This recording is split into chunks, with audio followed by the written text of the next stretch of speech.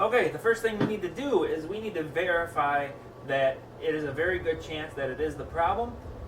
It sounds absolutely like the problem. However, I don't feel a misfire. So that part makes me go, making me a little sketchy. So we're going to go ahead and hook the scan tool up. Alright, I'm going to key it on, turn the headlights off. And what we're going to be looking for is misfire codes. Interesting. We have no misfire codes. We have a fuel trim cylinder balance bank 2, which could be related, maybe. And we have a manifold absolute pressure sensor performance. Now you can hear how loud that thing is. You know what? It sounds kind of like it's got a light misfire. You can't really feel it, but it sounds like it.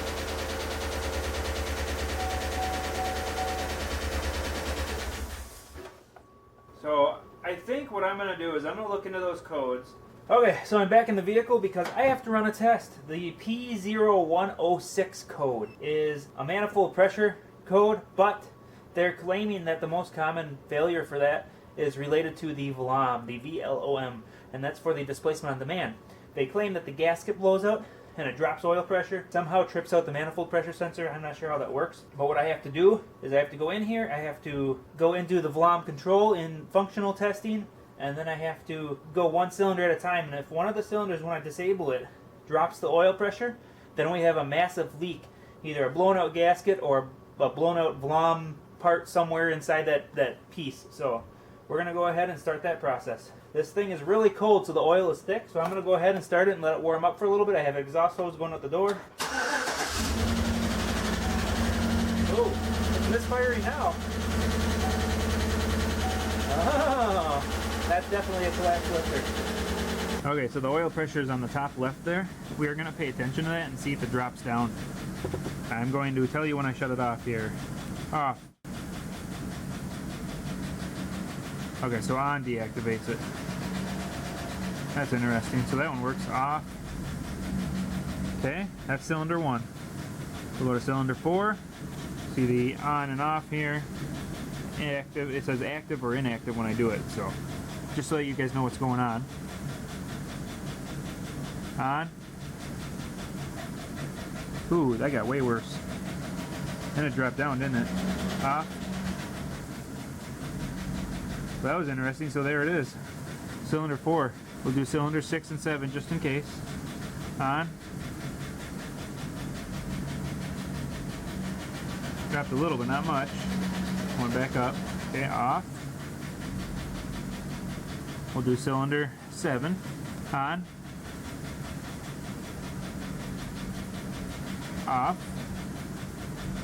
And we'll do cylinder 4 again, just to be absolutely positive, even though I'm pretty darn confident. It got really loud when I did that, so. Okay, on. Oh yeah.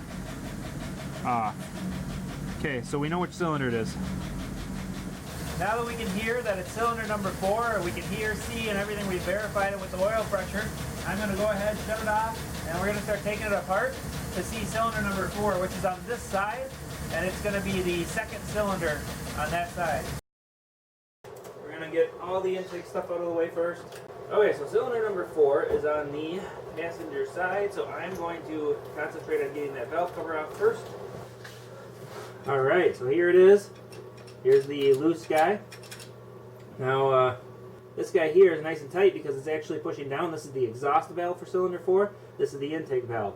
You want to make sure that the intake valve is on a base part of the circle of the lobe so that when you go ahead and release this thing, it will release fully. I also have to pull this off to make sure that I have better success chance of getting the lifter to release properly. So I'm going to go ahead and pull this off. Then we're going to take all the intake bolts out, take the intake off, and then go move forward with the valley plate and the rest of it. Now for the fuel line, you're going to want one of these kits, and I'll throw a link in the description below. Now a helpful thing to do is pull the rear bolts out of the intake, because those will snag while you're trying to pull it out of here. Okay, the rear 4 are out. Now I tip it up like this and I can pull it forward. Now you can see I pulled the vacuum hose with the sensor off of the brake booster because I'm going to disconnect it on here later. I'll show you that reason in a second. Okay, so the reason I left this on here like this is this this hose actually has a quick connect, but this cover is in the way. So we pull the cover off. Now you see this red deal here? You push that in, and this pulls off. So now you can take this guy off, and I always just get rid of these. These are not worth having on there. They don't allow you to get to the oil pressure sensor that's back here, and that oil pressure sensor is common failure. So by having that off, that's easy to replace. And instead of having to charge to do an intake, I can do it without having to charge the full price of pulling the intake off just to do the sensor. Now, the intake gasket here. We're going to inspect this thing. Okay, so it is squished right here. It's also collapsed in here and over here. So I'm going to replace the intake gasket. It's not in very good shape. So now we have to clean up this mess. Can't just leave it like this while taking it apart. I'm going to clean out the intake. I got to get the vacuum cleaner in here. We're going to unplug the VLOM module, the oil pressure sensor, and then I'm replacing this cover.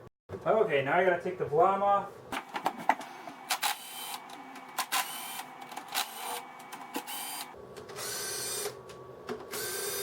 Wow, these are actually loose.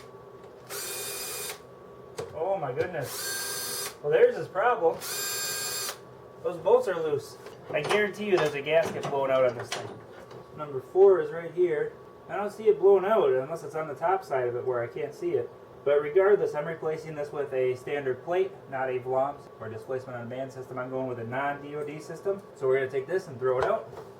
Alright, now for the main part that you've all been waiting for, is how do you fix this without pulling the cylinder heads off? But first, before I do that, I'm going to wipe all this dirt and grime out of here. And I'm going to show you a little trick with the alternator bracket here. Now there's 2 ways you can do this. You can do this with a bolt washer shim situation where you squeeze it. That's the better way to do this. This is another option for doing it, and I take the hammer, a real small one, so that the seam is right here, nice and on the top. And I like that way because then I can collapse it while hitting it. So I don't want to hit it straight. It probably won't move if I do that. But if I hit down and at an angle towards the front, there, it freed up on that one. Now I'm going to go to the other side of the seam, and that one just freed up. Now,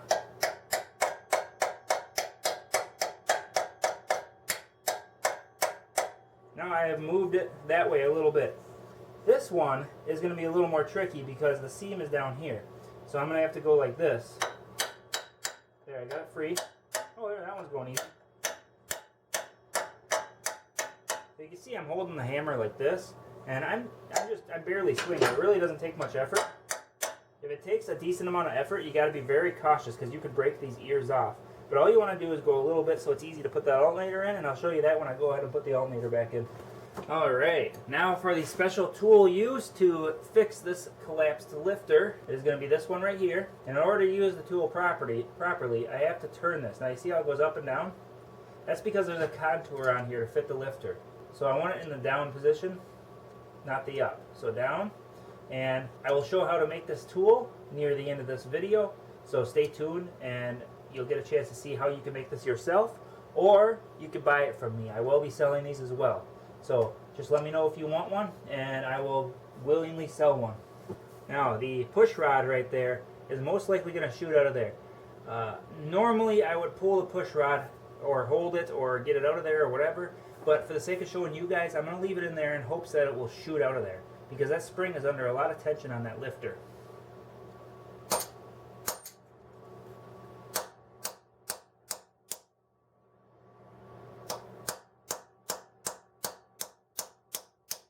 I'm not liking that. From the future. So you guys are watching the DOD fail video in the respect of I did not succeed in fixing this. But I am here to give you guys a notice about something that you need to pay attention to when you're whacking that damn thing with a hammer before you hit it with the hammer. I have learned, and you're going to have to watch the next video. I actually had to pull this one apart, and I'm going to explain why in the next video. I'm also going to go through several things I've learned because of this one. Without further ado, I want to explain what I'm looking at. See this lifter here? You see the dented in area? That is not supposed to be like that. That is from me. It does not affect it because there's a big cavity there, and it does not go beyond the area in which the inside mechanism goes into, and because of that it does not affect it. But that dent is from me. I'm gonna be fully honest about this because I don't want you guys to do the same thing. So here is the tool. Right now it comes in there at, you know, yay angle, and it hits right in that vicinity.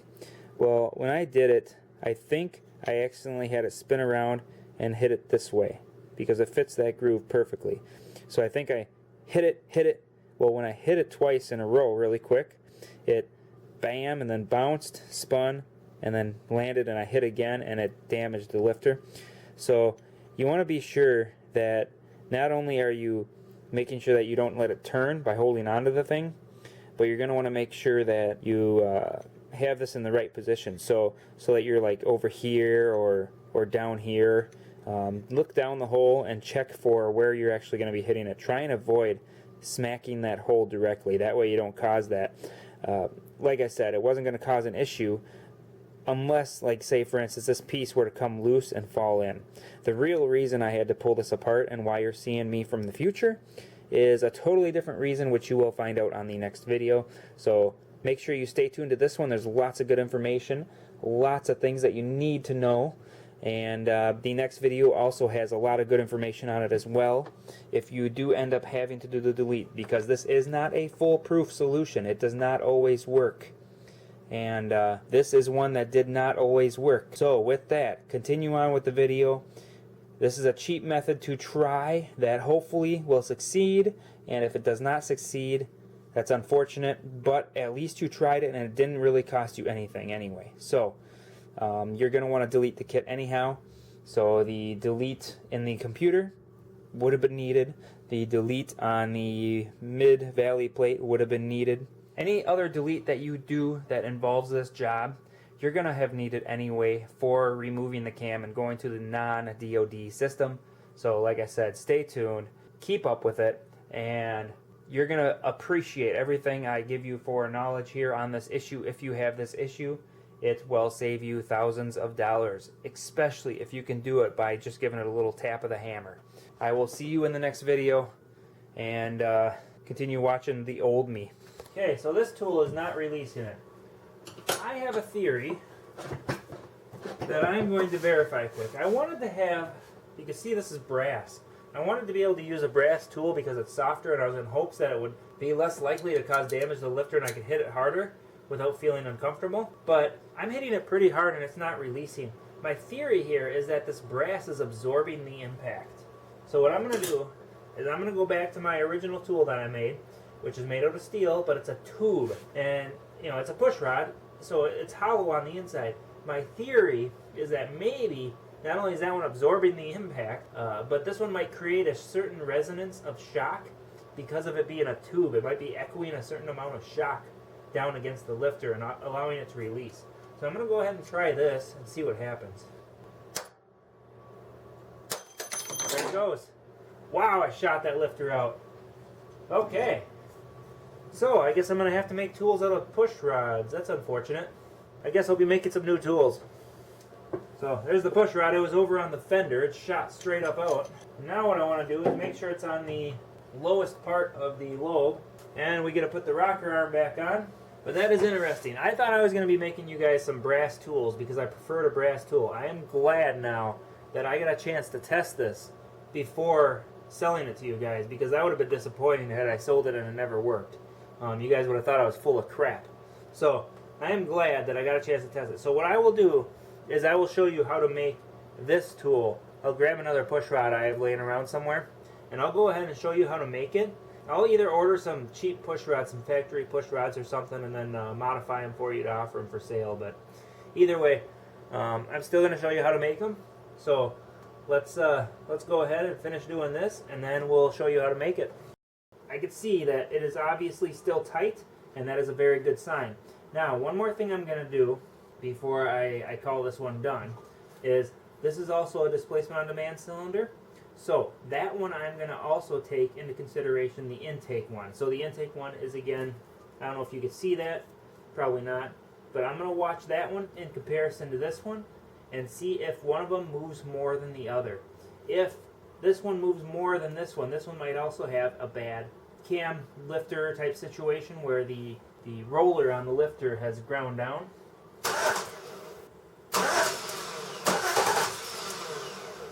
Oh, now I got oil coming out, so I'm gonna have to do something about that.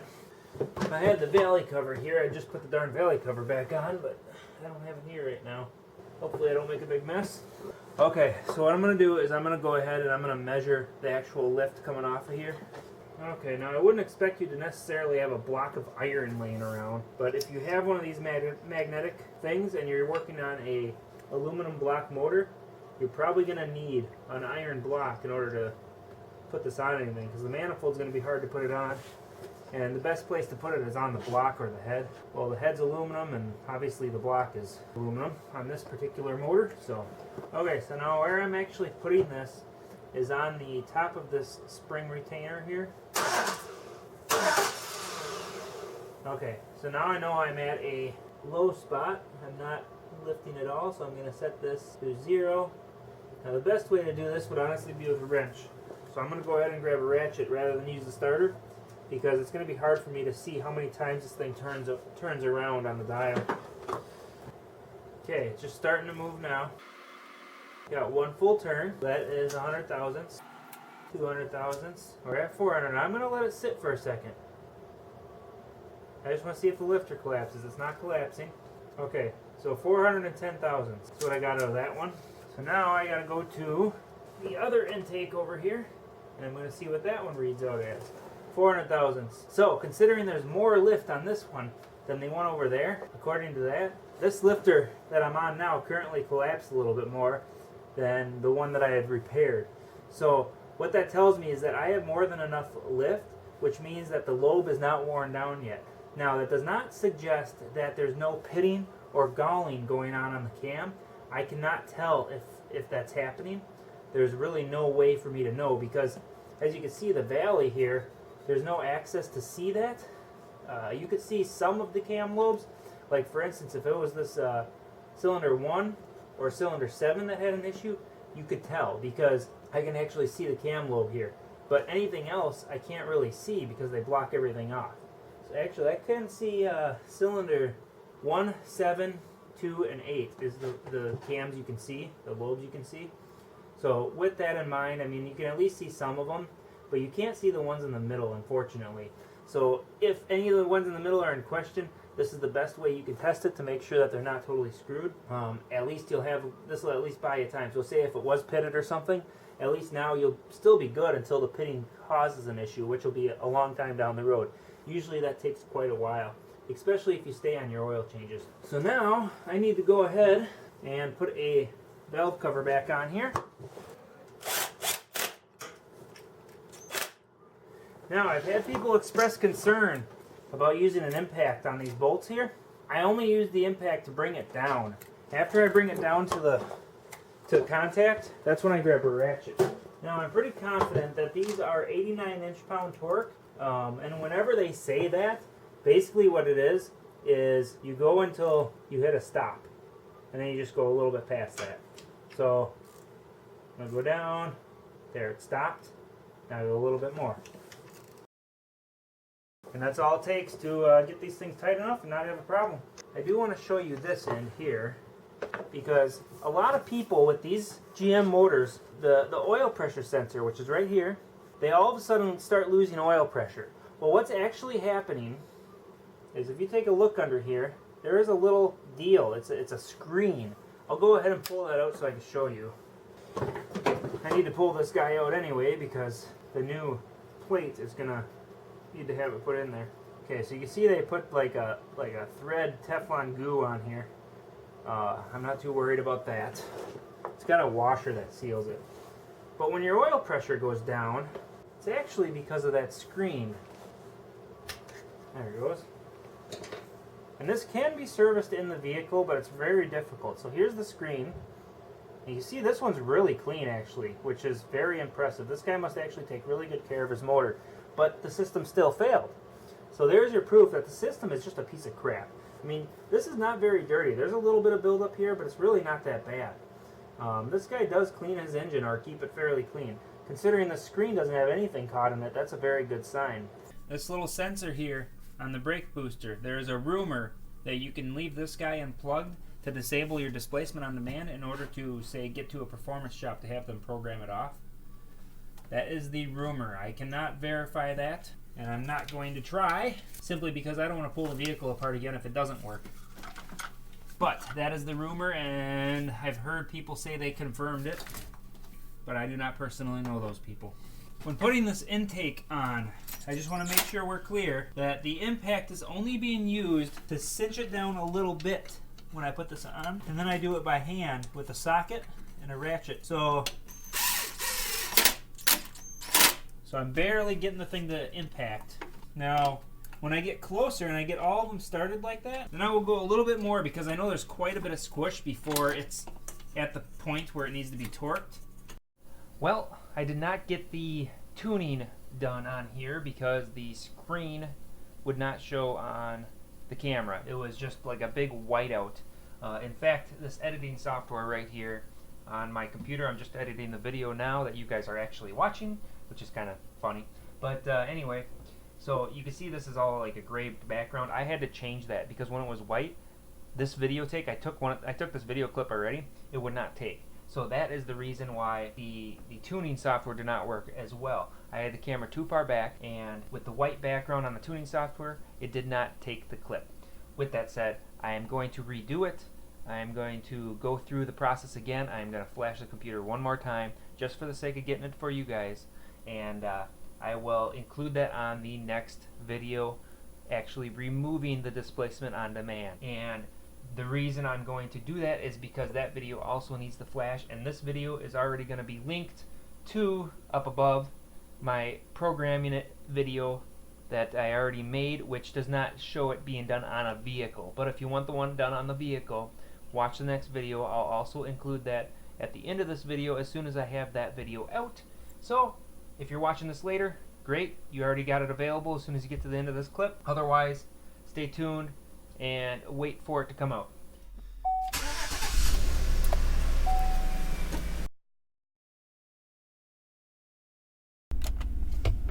Alright, notice something, guys. This thing's only 114,000 miles, and it's already had the failure. So I just want to give you guys that heads up that this does happen early. I've heard of it as early as 40,000 miles. And I know the dealer's done a lot of them under warranty, but I don't know what the miles are there. So just a little thing to think about. This is a very common problem. I'm going to show you how I made the push rod tool right now. Okay, so as you can see, I'm sitting here set up in a way that I'm going to heat this little rod up, this push rod. And this is like a mini forge that I made. So I have some heat wrap around here. This is a ceramic piece actually from a heat gun, you know, one of those electric little heat guns. It's like a hair dryer, but super duper. Anyway, it failed on me, so I'm using that piece of ceramic. And what I'm doing, it's like a mini forge for heating things up. So I'm going to fully heat the tip of this rod. I'm going to do something that's called normalizing. And what that is it's basically making the metal so it's soft, it's annealed. And I'm doing that so that this tip of this push rod isn't hardened anymore, and it will no longer damage the lifter when you hit on it. And this is how I'm going to build all of them. And so yeah, I'm just going to let this thing heat up, and then we'll get to how hot I need to make it with a magnet. Believe it or not, a magnet's what's going to tell me if it's hot enough or not. So that didn't take hardly any time at all. I can already tell it's probably up to temperature. So we're going to go ahead and check it. What we do, get a magnet. Oh, it sticks to that part, so that part's not ready yet. So a little bit longer right there. But if the magnet doesn't stick, the steel is up to its proper temperature to let it sit and cool down after that point. There. Now it doesn't stick. So what I'm going to do is set it in there. Since this ceramic is heated up, I'm going to set this in here and let the ceramic kind of slowly cool, because it will have to cool the ceramic as well as everything else.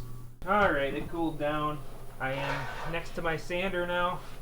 We have this thing sitting here. It's all nice and ugly, just the way we like them. And we are going to make it fit in this slot. This is at 299 thousandths. So 299 is where we want to be. then it's guaranteed to fit in that hole. And we want to go, I don't know, about that far up the stem here. So this is the full length of the push rod. We want, you know, yay much. So we are going to go ahead and sand it down to fit that, and then we get to cut the angled bevel on the end. Now we need to sand it at about a 45-degree angle. Okay, we have about a 45-degree angle sanded into the end of it. I'm going to cool it down a little. Now I want to take and put a taper on it. Okay, I have it definitely sitting good enough as far as how far I can get this. If it wedges, it'll wedge very little at the end. I might grind that down just a little bit more. But now we have to take and contour this to fit the lifter. So we're going to go ahead and contour it for the lifter. Okay, so you can see that this is not the correct base circle for the lifter itself. This is way smaller. But I still contour it with that because I can kind of just go like that and then make it match that lifter size. Now here is the tool. I went a little overboard on this one and polished it as well. So you can see it's just a polished push rod. The end here was the original damaged end. It has like a unusual wear to it. I don't know how else to explain it. This end here is the part that does the job. You can see it's cut at a 45-degree angle or ground, and then kind of a concave kind of shape going on there. So there you have it. There's the fancy dancy J tool. So it's really not that tough, but it does require a little bit of time and energy. So I am going to make these on a larger scale.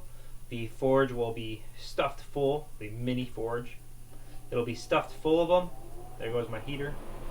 And when it's stuffed full of them, I will be able to do a lot more of them at a time. So I'm going to go ahead, make several of these, and you guys can grab them from me. Just let me know if you want one, and we'll work out payment, etc. to get you one. So if you want one, 25 bucks. Pretty simple.